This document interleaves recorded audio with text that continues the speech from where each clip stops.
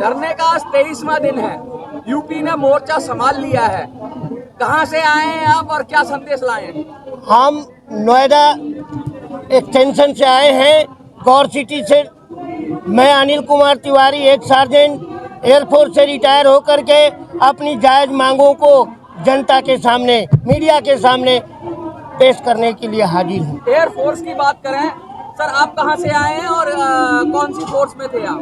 मैं अमृतसर से आया हूँ, पंजाब से। मैं 20 फरवरी का इधर ही हूँ। आज 23वां दिन हो गया है। हमारी जो मांगे हैं वो एक रैंक एक पेंशन की है, अपनी एमएसपी की है और डिस्टेबिलिटी पेंशन की है, विडो नारी वीर नारी की हमारी मांगे हैं। जो भेदभाव है उनके लिए हम लगातार ये धरना प्रदर्शन करेंगे जब तक हमारे को कोई इंसाफ नहीं मिलता। ये कंटिन्यूस डेली धरना चलते रहेगा। पहले पंजाब ने धरना दिया था 10 दिन, फिर हरियाणा वाले, आज कल का यूपी वालों ने इस धरने का जो सारा ले लिया है, सारा जो हमारे से कल से यूपी वाला चल रहे हैं। आप कहां से आए हैं सर? क्या नाम है आपका और क्या सोचते हैं इस धरने के विषय में? हम डिस्ट्रिक्ट अलीगढ़ से already captain Harpal Singh, armoured corps 63 cavalry. हम इस धरने से अपना हक लेने आए हैं। बलिदानों की कभी मरते नहीं और कोशिश कभी करने वाले कभी हारते नहीं। कोशिश करने वाले की हार नहीं होती। सर आप कहां से आए हैं? मैं आपसे पूछना चाहता हूं। मैं भी अलीगढ़ से आया हुआ हूँ। सूबेदार प्रभुवीर सिंह मेरा नाम है। क्या लगता है आपको सफलता मिलेगी? हाँ, क्यों नहीं मिलेगी? सफलता क्यों नहीं मिलेगी? मैम आप कहां से आई हैं और जरा परिचय दीजिए। मैं शारदा दीक्षित हूँ, रिटायर्ड प्रिंसिपल। मेरे हस्बैंड एयरफोर्स से जेडब्ल्यू रिटायर हुए हैं। वन रैंक वन पेंशन के पहले लॉट में भी उनको केवल 67 रुपए का इंक्रीमेंट मिला था और अब तो कह रहे हैं तुम्हारी पेंशन नेगेटिव में जाएगी क्योंकि तुम्हें पहले ही ज्यादा मिल रहा है। तो हम इस बात के लिए विरोध जता रहे हैं कि इस देश में ऑफिसरों को सेम ड्यूटी सेम काम वो करते हैं, उससे ज्यादा सिपाही करते हैं या हमारे जेसीओज करते हैं, उनको छोड़कर आप अफसरों को खुश करने में लगे हैं। जब बर्फीली रातों में वो बर्फीली चट्टानों में ड्यूटियां देते हैं, जब वो 50 डिग्री टेम्परेचर में सिपाही बंदूक लेकर वहाँ खड़ा रहता है, तब कौन अफसर आता है? तब अफसर आते हैं क्या? उनको 15,000 मिलता है वहाँ के उस पे ड्यूटी पे और हमारे सिपाहियों को 5,000 मिलता है। कितना डिस्क्रिमिनेशन है। 72 में जब भारतीय सेनाओं का उतना वो था, उतना सम्मान था, आज तो वो सम्मान मिट्टी में मिला दिया है। तब क्या किया था इन्होंने?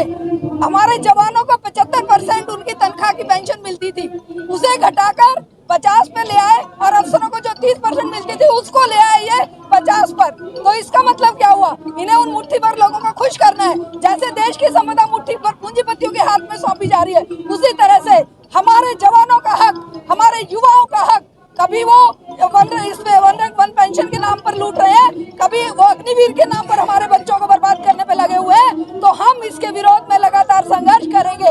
हम महिलाएं अपने बच्चों को कैसे पालती हैं जब हमारे पति जाकर वहाँ पे ड्यूटियां देते हैं? सालों साल हमें अपने बच्चों को अकेले पालना पड़ता है। सालों साल हमारे बच्चों की हारी बीमारी, पढ़ाई लिखाई और उनकी शादी ब्याह हम किस तरह से करते हैं? क्या इस सरकार को और इन अफसरों को पता है कि महिलाओं की स्थिति क्या रही है? आज इन लोगों ने आंखें बंद कर रखी हैं। 2014 में इन्होंने कहा था कि हम तुम्हारी मांगे पूरी करेंगे। कितनी मांगे पूरी करी है? हम सबने मिलकर माननीय मोदी जी को जिताया था और आज उसके बदले में हमें सड़क मिल रही है। आज हमें यहाँ सड़क पर फेंक दिया गया है। तो ये किस तरह का राज है? ये किस तरह की फौजियों के नाम पर वोट मांगने की नीतियां हैं? कभी पुलवामा होता है, हमारे जवान मारे जाते हैं। आप बताइए, आप एक पॉलिटिकल हो रहे हो आप ऐसे? नहीं एसपीसी का ना पॉलिटिकल नहीं होंगे। ना बिल्कुल नहीं होंगे, बिल्कुल नहीं होंगे। ना हम अपनी पेंशन की बात करते हैं। देखिए मेरे साथियों, आज हम OROP को लेकर के क्यों यहाँ पे एकत्रित थे? क्योंकि सरकारें जानती हैं कि जब उनके अंदर जितने भी कर्मचारी काम करते हैं उनका मल्टीप्लाई फैक्टर एक ही होता है, चाहे वो सिविलियन हो या कोई भी हो। ऐसा हमारे साथ भी लागू था, लेकिन आज हम फौजियों के साथ इन्होंने भेदभाव किया। हमें मल्टीप्लाइंग फैक्टर 2.57 दिया और अधिकारियों को 2.81 से दे करके इस तरह से विसंगतियां पैदा की। अदरवाइज मैं चैलेंज के साथ कहता हूं कि विसंगतियां होती नहीं। होती नहीं। दूसरी बात यह है कि MSP एमएसपी दी जाती है, उनके लिए जो कठोर से कठोर, कठिनाई से कठिनाई परिस्थिति में ड्यूटी करते हैं। जैसे एग्जाम्पल के लिए मैं बता रहा हूँ, मैं रिटायर्ड सार्जेंट अपने 20 साल की सर्विस में थ्रू आउट ट्रांसपोर्ट जहाज में थे और हम ग्राउंड को ले जाए जाते थे, जबकि इनके पेपरों में हम ग्राउंड को नहीं दिखाए जाते थे। भला आप बताइए, जैसे कारगिल के युद्ध में हमारे जहाज के ऊपर गोली मारी आतंकियों ने, हम मर जाते तो हमारे परिवार को क्या होता। लेकिन ये अब अधिकारी एकदम चुप्पी, गूंगे, बहरे और नासुने हो गए। हमें उनको जगाने के लिए ये काम करना है।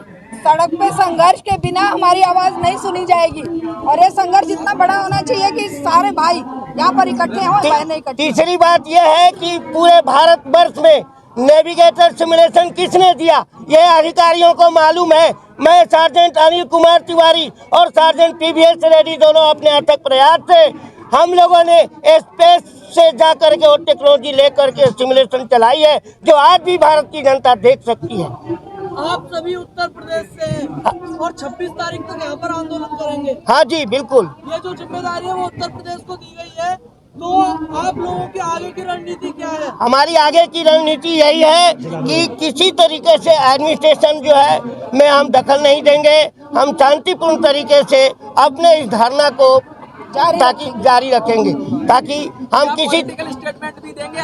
नहीं, पॉलिटिक्स से हमें कोई मतलब नहीं है। पॉलिटिक्स अगर करना होता तो हम कब का पॉलिटिक्स में जा चुके होते। हमें अपने हक के लिए लड़ना है। हाँ जी, अब मेरा ले हो तो सुन लो जी। क्या सरकारी तरफ से कोई प्रतिनिधि आपसे मिलने? नहीं, सरकार ने अभी तक कोई भी प्रतिनिधि नहीं भेजा है, बल्कि हम अपने दूसरे माध्यम से सरकारों तक ये खबर हम पहुंचाने की कोशिश कर रहे हैं। क्या लगता है सरकार का आपकी मांग पहुंच रही है, आवाज पहुंच रही है, नहीं पहुंच रही है? देखिए, ये जो है ना, आप ध्यान करके सुनिए। अगर हमारी मांगे जायज है तो सरकार को हम झुका के रहेंगे। इसके लिए चाहे हमें मरना पड़े, हम अपने जब वहाँ पे आपकी चुनौती है सरकार। हाँ जी, बिल्कुल है। अगर जायज हमारे मांगे हैं तो हम मरने के लिए तैयार हैं। सर, एक सवाल और है। अभी कल कमेटी ने आप लोगों को बताया कि आज की 3 तारीख को पूरा देश में आंदोलन करेंगे, तो इसकी तैयारी किस स्तर पे कर रहे हैं आप लोग? देखिए, हम लोग सरकार को हर हालत में बताना चाहते हैं कि कान खोल के सुन ले, हमें कोई पॉलिटिक्स से मतलब नहीं है। हम जो है अपने हक के लिए आपके सामने कटोरा लेकर के भीख मांगने आए हैं। कृपया हमारे इस भीख को स्वीकार करिए। नहीं, 3 तारीख को जो डिस्ट्रिक्ट के पास में डिस्ट्रिक्ट कलेक्टर को संज्ञान सौंपेंगे और स्पीड पोस्ट की बात हो रही है, उसकी बात पूछ रहा हूँ मैं आपसे। पॉलिटिकली तो हम लोग फौजी है नहीं, ये तो सब बता दिया गया है। हमारे अधिकारी जो भी है, हमारे इस JCON जवान के जो द्वारा जो संचालित अधिकारी हैं, वो हर जगह जा करके सूचित कर रखे हैं कि आप लोगों को यहाँ पे आने की जरूरत नहीं है। अपने अपने डिस्ट्रिक्ट में भी आप ये कर सकते हो। बहुत शुक्रिया। बहुत धन्यवाद। भारत माता की जय। भारत माता की जय।